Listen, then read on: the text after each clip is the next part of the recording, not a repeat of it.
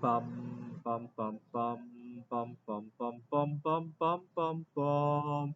The Peter Like Show. Bum bum bum bum bum bum bum.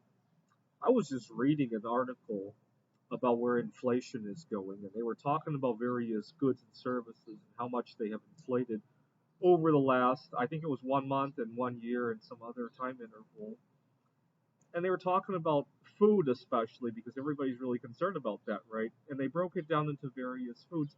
But when I looked at that list, half of the items in there weren't even food. They were more akin to ways that you can entertain yourself that might poison you, right? More like a drug, right? And I encourage you to not call non-food items food. So, for example, a bag of Doritos, a 2 liter of soda, some birthday cake.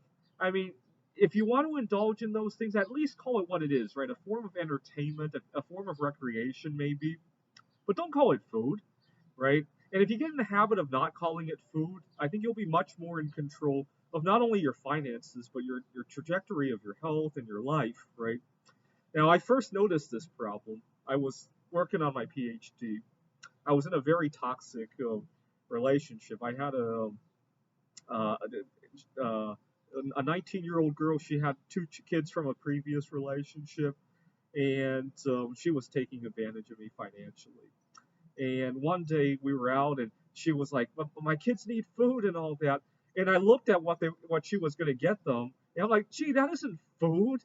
And so that's what prompted me to break up with her. Actually, had she just not used that line, I might have stayed with that relationship a little bit longer. But that was so incongruent with my beliefs that that was game over for her. She didn't realize she used the wrong word on me.